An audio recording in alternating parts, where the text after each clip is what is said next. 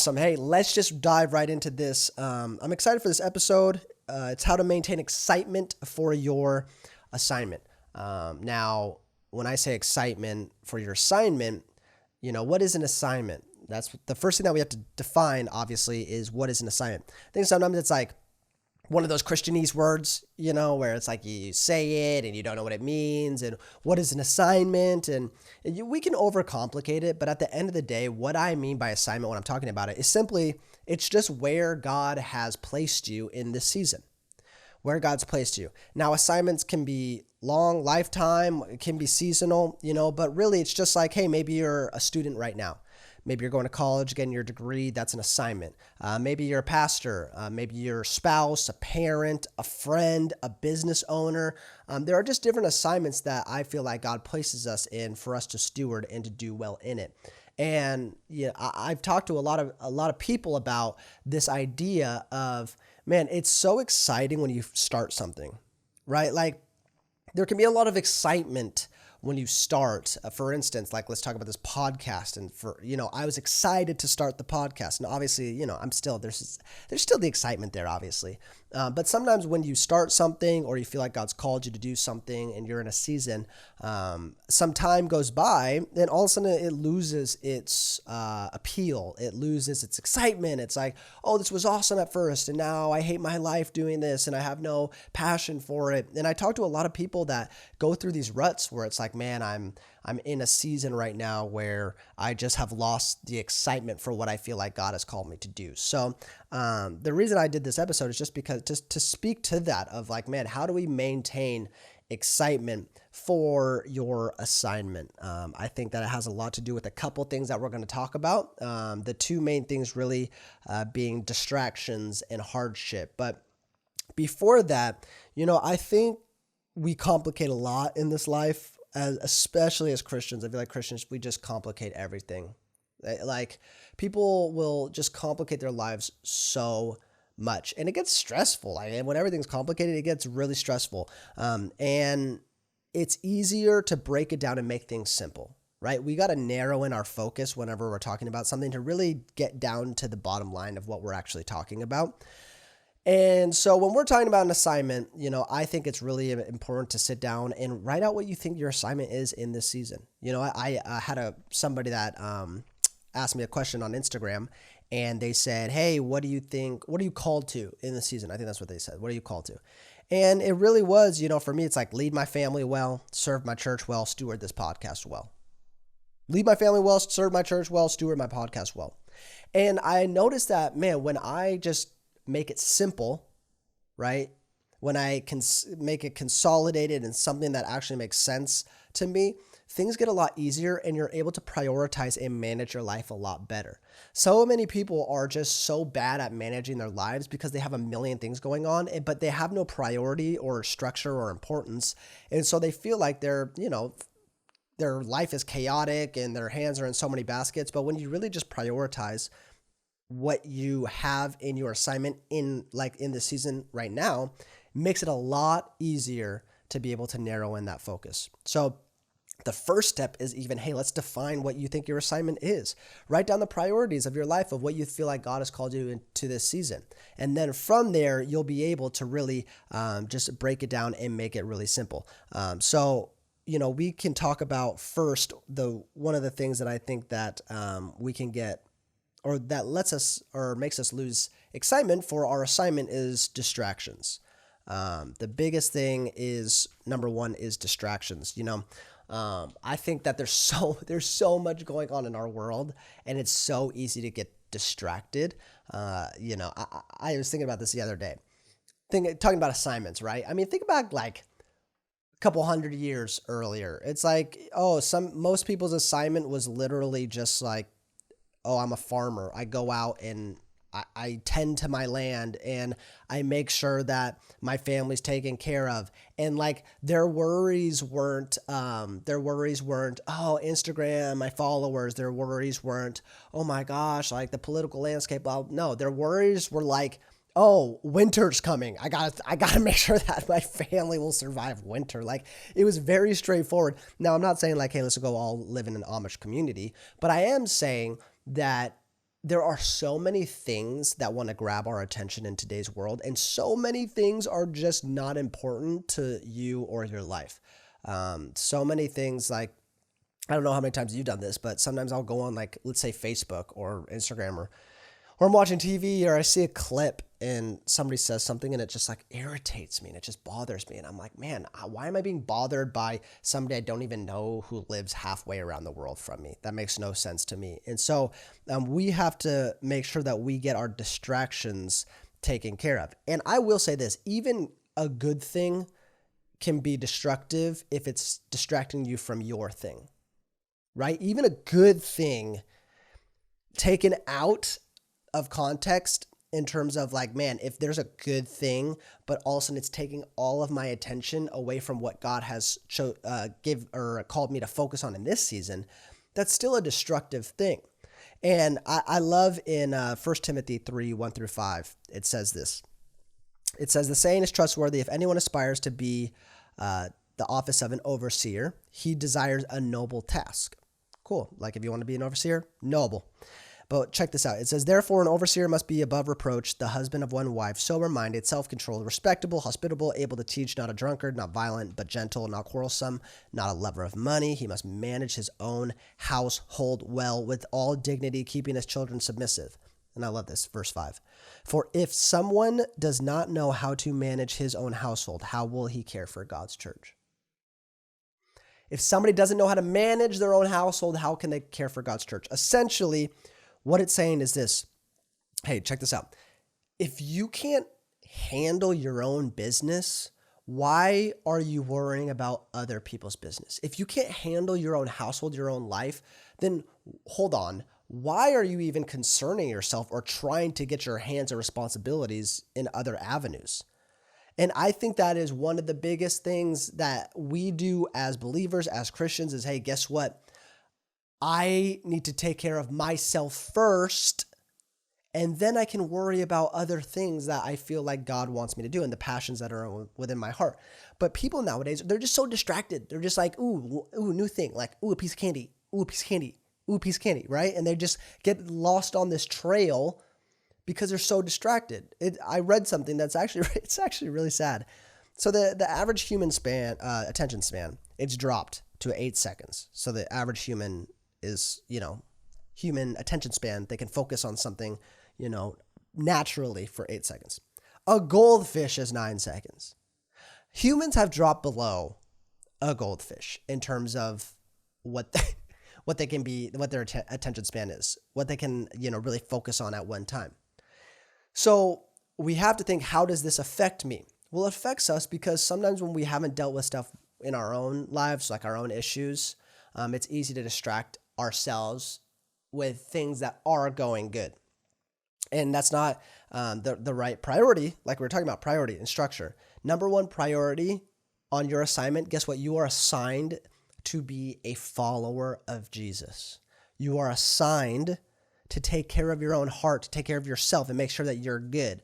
But so many times people are like, oh yeah, I haven't dealt with this in my life. But what I'm going to do is I'm going to focus on building my business over here because that's being successful. I don't have to think about that. Or, I'm just going to go, worry about my ministry over here because that's really flourishing and it makes it so I don't have to focus on the things that are going on in my life. It's not the right priority. The first assignment is making sure that you're good, that you're healthy, that you're able to be responsible with what God has stewarded you to do, which is, first of all, your own relationship with the Lord. Then let's explore. But so many times we get distracted by other ancillary things. And what I love in Scripture is I just love the story of David. I think that there's so much that we can pull from it. Oh my gosh, what do you mean? It's the Old Testament. That's not the New Testament, but I don't know why I said that. It's just a lot of people that don't think about the Old Testament enough. And there's so much truth that can be extrapolated from the Old Testament. And what I love is the story of David. So what I love about David is he really just tended to what God and his assignment was, right? It's not that complicated. He tended to the sheep. It's not the noblest job. I mean, he was like the bottom of the barrel when it came to his siblings. He was the eighth in line. But then when Samuel the prophet came, his dad was like, hey, let me grab all my sons. And he only grabbed 7 of them. And, David's out with the sheep hanging out, weird farmer kid out with the sheep. And, Samuel's going through and he's like, wait a second. Nah, none of these are going to be anointed to take over. Is this all you have left? And David's dad's like, no, right? Because he doesn't want to show David because it's the last of his sons. And then Samuel says, okay, well, where's everybody else? And, dad says, oh, well, there's David. And he's just, he's hanging out with a sheep out back, but, doesn't pay much mind to it. Samuel says, grab him. And he grabs him and he looks at him and he says, yep, this is the one, and anoints him on the spot. Going to be the king of Israel. And what I love about that story is it wasn't like David knew, oh, Prophet Samuel's coming. Okay, Prophet Samuel's coming. I got to figure out how to make sure I look the best. I got to present myself. Oh, dad doesn't want me to come inside, but I'm going to sneak inside because I want Samuel to see me. No, he was just doing what his assignment was. And then guess what? God promoted him. God gave him opportunity. And I heard this the other day and I loved it. And I'm sorry because I forgot who said it. But I want to be able to really walk into opportunity. Meaning this, I'm not worried about it because if I'm faithful to what God has given me as an assignment, guess what? God's going to bring opportunity to me if that's what he wants. He's going to bring promotion to me. But so many times we just look to be able to have a stepping stone in a leg up in what we're doing. What's the next best thing? What's the next best place? And we get distracted by so many things. Ooh, that person's starting a business. Yeah, I mean, I could do right what I'm doing right here, but it's not that exciting, even though I feel like God's called me to do it. So I'm going to start a business. Or I'm going to, I really want to be a youth pastor. And I feel like God's called me to this house, but this person over here, a job opening just happened over there. And I feel like I'm supposed to still be here, but there's an opening over there. And so I'm just going to step into that. I just think that that's so backwards. Like David was tending to the sheep and then opportunity found him as he was being faithful to what he was assigned to do. So one of the biggest things that we have to combat in terms of, hey, how do you have excitement for your assignment? Stop getting distracted. Start worrying really about where God has assigned you and make that the best place ever. Make that the best opportunity that you have ever been given. It's all about perspective and like choosing your attitude, right? If you hate your job, it's an attitude problem. Sorry if that's harsh, but like if you hate your job, it's an attitude problem. If you hate your boss, it's an attitude problem, right? I've had bosses in my life that I didn't like. And guess what? I was praying to God one time and I was like, rain down lightning on this dude because I hate him. Like you ever have those prayers where it's like, God, can they just like, not, I was going to say die, but that's a little exaggerated. But where I'm saying like, man, this guy sucks. God, can you fire him? Like get him out of my life. But it was one of those times where God really just, convicted in me in the terms of like, okay, again, David always goes back to David. David was under Saul. And guess what? Even though you are not in the optimal place in terms of your boss, you still can learn. You can learn what you don't want to replicate when you're a boss. And so that season was easy for me. Anytime I was frustrated, I said, thank you, God, because I am seeing a picture of what I don't want my leadership to look like. It's all about perspective, okay? So stop being distracted, and then you'll have excitement for your assignment. When you become focused and you learn about growing where you're at, it's going to help you to be more excited about your assignment. And then number 2 is this hardship. Hardship, it just sucks, right? Hardship, valley seasons, they're not fun. They're not meant to be fun. But I think there's a level of acceptance that we can have with hardship. So number 1 is this: you should know that hardship is coming. My pastor always says, you're either in a hard season, coming out of a hard season, or going into a hard season. Right? It's like, well, if you're at the mountaintop, you better get ready for the valley. If you're in the valley, you should have hope that there's a mountaintop coming. So, because life is ebbs and flows, life is seasons, and hardship will find you. This whole idea that like when you're following the Lord, nothing, you'll have a peace, obviously, that can't be explained, but that doesn't mean that you're not going to go through seasons that are incredibly tough and incredibly hard. And there's going to be moments where you're frustrated and sad and feel defeated. And that's just part of being a human. It's just part of living on an earth that's filled with sin, that's filled with bad people, that's filled with ulterior motives. People are going to hurt you. Things aren't going to work out. Failure is going to come. And that's just part of life. Wow. Thanks, Spencer. Thank you so much for the encouragement. You're welcome. I know you feel so encouraged by that. But there's a level that we can be okay and accept hardship. Like when you're prepared for it, when you're like, okay, yes, I'm ready for this because I'm expecting it, there's a different attitude that comes with it, because just because you're facing hard season doesn't mean they're doing something wrong.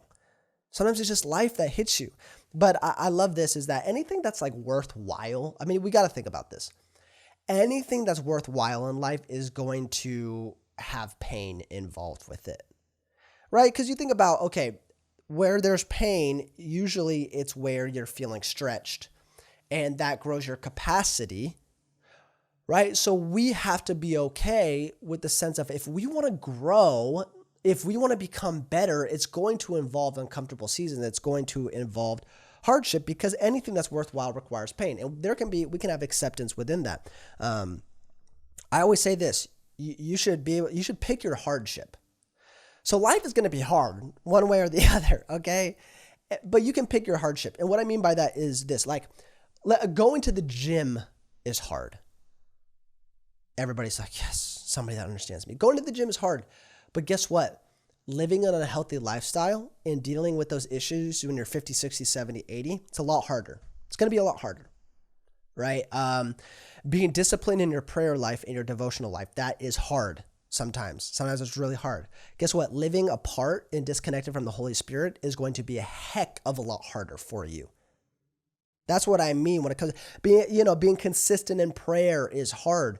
But guess what? Feeling disconnected from God is so much harder. Going out on a limb and trying to make new relationships and new friendships is hard. But guess what? Living alone in an isolated life is a lot harder. Having difficult conversations is hard, but having bitterness grow in your heart is a lot harder. You have to be able to choose your hardship. And I'm going to choose the hardship that makes me better in life, right? I'm not going to opt out on the delayed hardship, because that's where we get to a place where we're not healthy, we're not doing good. It's because we took the easy road in the beginning. Now we're stuck with all this that we've walked into. So when you understand that hardship is a part of life, number one, you're going to stop living like a victim. Okay, you're going to stop living like, woe is me, why is everything happening to me? And you're going to actually make a difference and make change in your life, and you're going to get better from it. And number two is when you are willing to pick the good hardship versus the bad hardship, that means that you're going to walk into a season where you're so much better and so much more equipped. Okay? So that's the two things really that I would say is having an excitement for your assignment deals with, number one, just eliminating the distractions as much as possible, right? Get your focus right. Stop being concerned with things that don't matter. And number two is just accepting hardship as it is. You're going to have seasons where you're like, man, this is really difficult in what God has called me to do. And that involves businesses, that involves marriages, that involves being planted at a church, that involves having solid friendships, that involves having a job that you don't like, that involves everything. But if you're dedicated to saying, God, give me the ability to appreciate my season and appreciate my assignment and be better from it, I promise you opportunity is going to start finding you. You're not going to have to go looking and searching and promoting and doing all these cringy things for God to do what he wants to do in your life if you're just focused on your assignment. I promise you. So that's all I have for you guys today. I hope that you guys are encouraged to have more excitement for your assignment. Thank you so much for listening to The Future Is Now or watching if you're on YouTube. Man, it means the world to me that you guys are a part of this family, listening along. If you like the episode, if you have questions, make sure to reach out to me on Instagram at Spencer Knock to DM me some questions. I always love engaging with you guys on there. Make sure that you guys, if you haven't yet written a review for the podcast on Apple Podcasts, that's the best possible way to get it out into the world. Thank you guys for all those that have done a review. Make sure that you guys are paying close attention. I want to start going 2 episodes a week. I just want to kind of get back in the rhythm of doing once a week. So I know I used to do 2 episodes a week, and I want to eventually get back to that. So stay tuned. Keep up to date with it. But until then, I love you guys. I hope you have a great week. I hope that you learn to be content and solid and grow within your assignment. We'll see you next time on The Future Is Now.